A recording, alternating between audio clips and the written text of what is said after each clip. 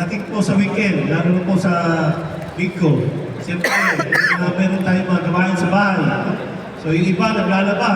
Pero andito po kayo, kami ay nagpapasalamat sa inyong attendance ngayong hapon. Palakpakan natin sarili. Alam ko po na ang riders ay talagang kumbaga isa sa mga ipinagmamalaki natin. Kapulisan, kami po ay nire-recognize namin ang kontribusyon ng ating mga riders pagdating po sa crime prevention. Palakpakan ulit natin ang sarili natin. Of course, andito ang ating sa police ng bawat munisipyo at syudad. Pwede ba nga tumayo lahat ng ating police na nandito and force commanders? Ayan po ang ating mga chief of police. Kahit niyo pa makilala. And of course, andito ang ating DPDA, ang Deputy Provincial Director for Administration, Colonel Calderon. At mga iba't ibang mga staff, officers ng QTPO. Andito rin po si Kuya Gary, ang ating media partners. Lahat po ng mga cluster officers. And of course, ang ating minamahal na gobernador, Dr. Valentan. Palakpakan natin. At lahat po ng Provincial Council na pinungunahan ng ating putihing Vice Governor Third Alcala. At ang interim chairman natin, si Mayor Geno Di Manatera. At lahat po na nandito ngayon, ang ating mga riders, kami po ay sumasaludo sa inyo lahat ng hapon ito. Kaya po namin nagawa itong proyekto nito dahil nakita natin na isa sa mga problema na hinaharap ng ating kapulisan, ito pong ating mga traffic accidents natin.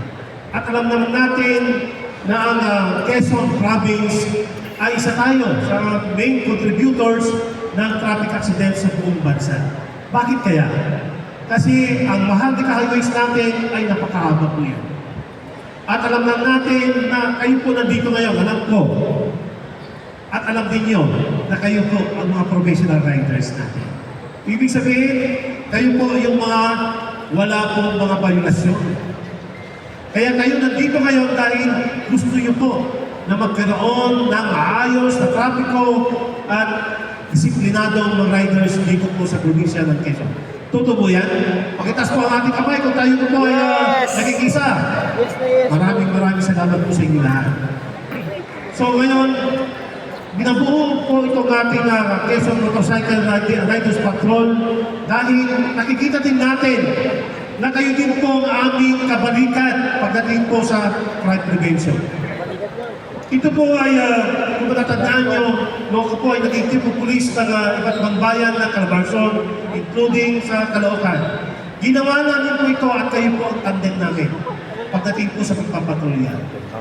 Kung mamarapatin ng bawat sa atin, ay ito na rin po. Kung ambag na lang natin sa ating bansa, sa ating mga kababayan, yung pag-duty natin kahit isang linggo. Gusto nyo ba mag-duty kahit isang oras lang isang linggo?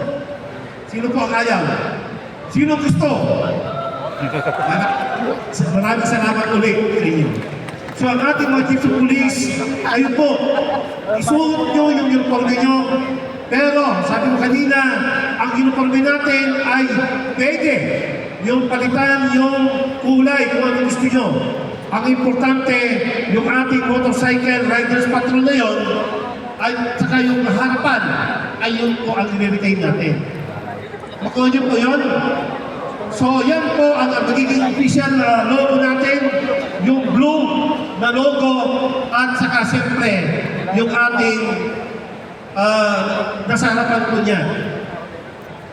So, dito ay magkakasama po tayo sa isang layunin na pangalagaan at pagkayak ng ating probinsya ay magkakaroon ng traffic accident free.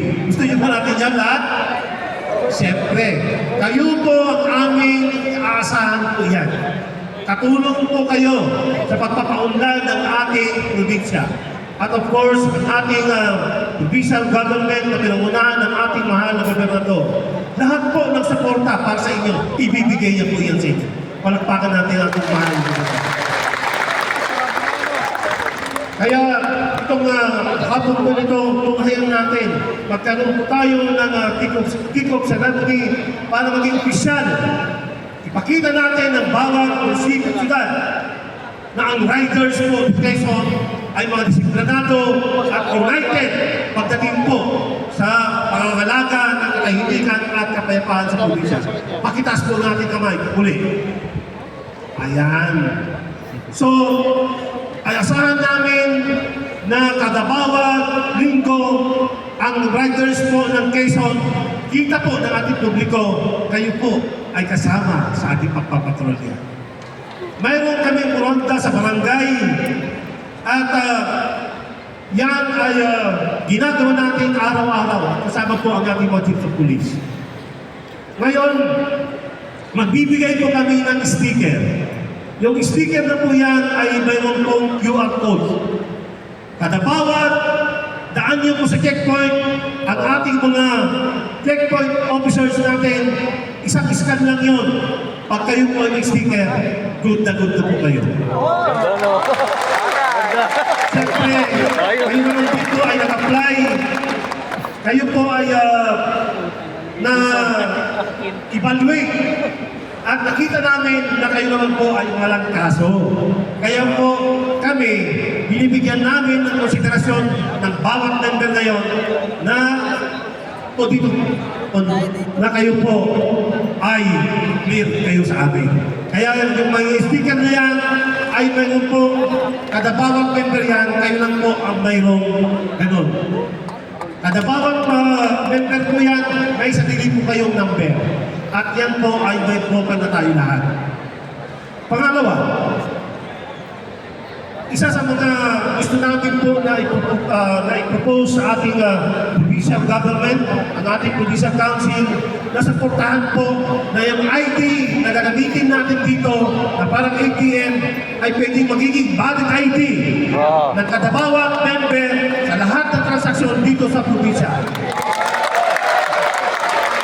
So gagawin natin yan ng mabilis na panahon at alam ko naman po, sabi ko kanina, ang ating mahal na gobernador, ang ating vice governor, na siya po ang ating chief ng ating provincial council, sigurado po yan, maniwala kayo hindi, ipapasa po yan ang solusyon na yan. Para yung valid ID na yan, na sinasabi ko, ay gagamitin natin sa lahat ng transaksyon dito po sa provincial council.